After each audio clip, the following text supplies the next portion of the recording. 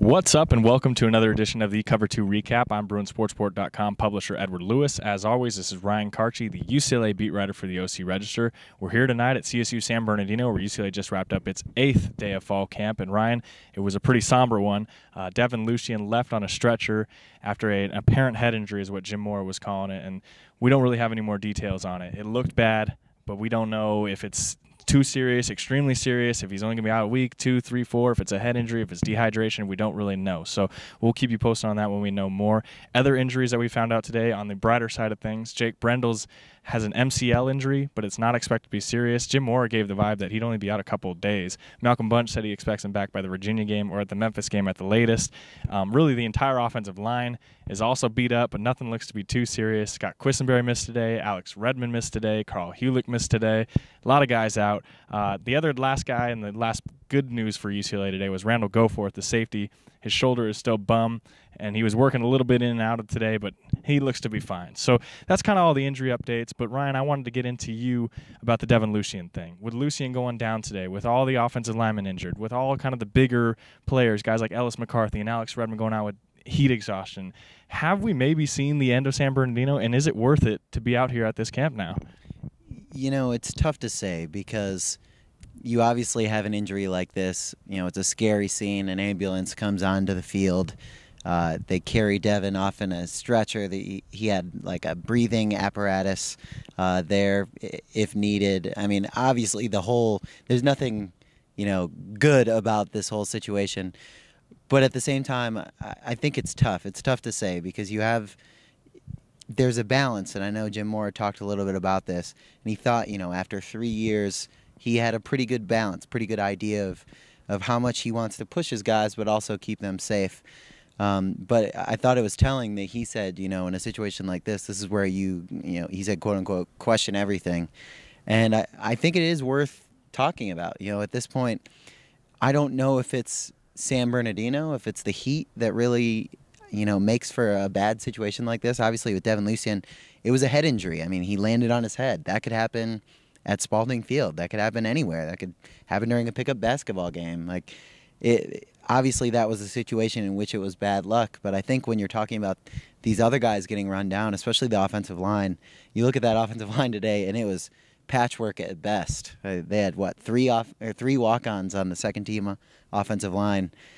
At that point, you wonder how much good it's doing. I think the one thing that really stands out for me is not necessarily the heat, but the fact that they still have two-a-days. I know the NCAA and a lot of advocacy groups have kind of cracked down on how much you can tackle and those rules. I think we're kind of beyond the point where two-a-days are worth it. That's something that's been a problem with these guys. It was very clear out there today that these guys are just gassed. I mean, they've hit a wall.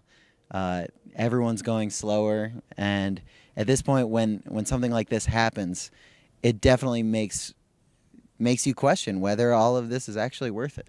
Now, it's not necessarily the heat. I mean, all these guys aren't necessarily soft, and it's so hot out here. I mean, it's been probably the tamest I've ever seen it here in San Bernardino, my 3 years of covering camp out here. It's just kind of everything that goes into it. Like you said, with the two-a-days and all the hitting and the pads and sleeping in a dorm room for 2 weeks and eating dorm food for 2 weeks and really only getting 1 day off in 12, 13 days. And that one day, you're still swimming and active and playing soccer at Bruin Woods and stuff. I mean, these guys' bodies are getting killed out here. And for the bigger guys, you're obviously seeing it take a toll. Like you said, there was 3 walk-on offensive linemen in the two deep today. I mean, that's incredible. This team is deep for once, and they still had 3 walk-on offensive linemen. So at this point, I don't really know. I mean, I think going back to Westwood, maybe coming out here for a week, you get the job done. You still kind of get the heat thing. You get the camaraderie thing going. But maybe going back to Westwood and getting them back in their element and getting them back in their beds and stuff, maybe it helps. I don't really know, but it's getting to the point where it's like, man, every year we come out here, they lose about 50% of offensive linemen, and there's always usually some kind of serious injury like this today where it's a head injury or a heat exhaustion injury where we're always reporting that,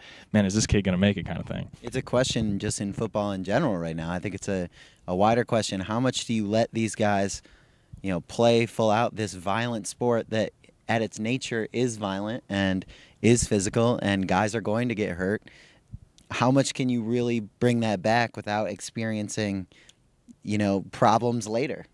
Obviously, Jim Mora has to make his team tough. There has to be some level of toughness on this group, especially in the offensive line, defensive line, these big guys who could easily get by on just being strong. It's a tough line to cross, and I think Jim Moore obviously showed that he's sensitive to that and that he is really thinking about it still. It's going to be a fine line to walk for Jim Moore. He's got a lot of thinking to do in these next couple seasons when he's here and what he's going to do with planning this San Bernardino fall camp thing.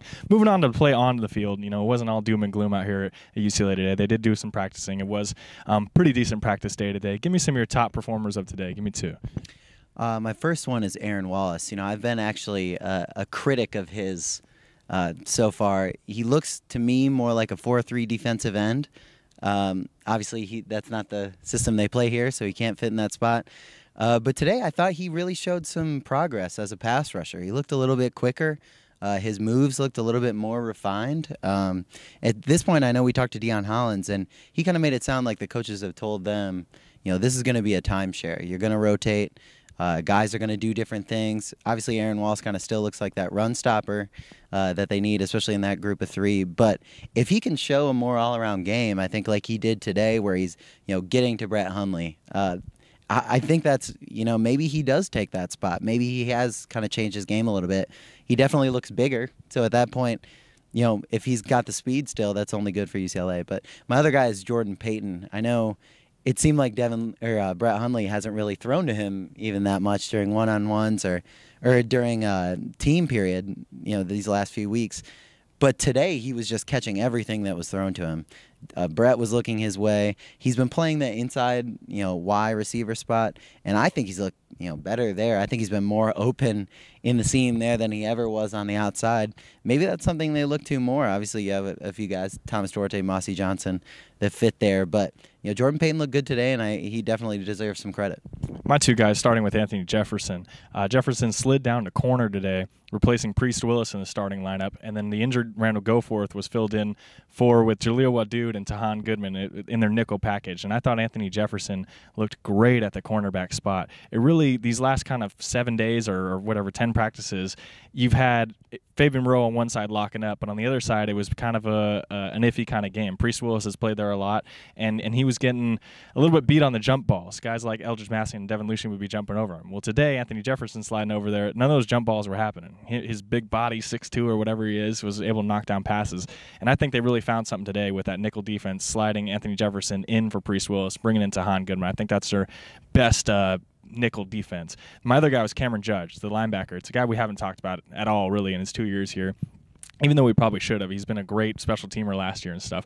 But he's had a really good camp, really quietly good camp. I don't know if he's ever going to get a lot of run at UCLA because there's a ton of depth at outside linebacker and inside linebacker. And there's going to be more on the way in the 2015 class. But today he ran stride for stride with Paul Perkins in one-on-one coverage. He was doing it in one-on-one coverage against other running backs. He was able to pass rush pretty well at outside linebacker. He's kind of played that position a lot this past week or two.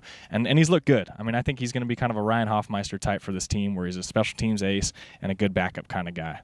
That'll wrap up our coverage for UCLA's 8th day of fall camp. As always, you can follow Ryan's coverage of UCLA on Twitter at Ryan_Karchi. You can follow me on Twitter at EdwardLewisBSR. Until the next time, thanks for tuning in to the Cover 2 Recap.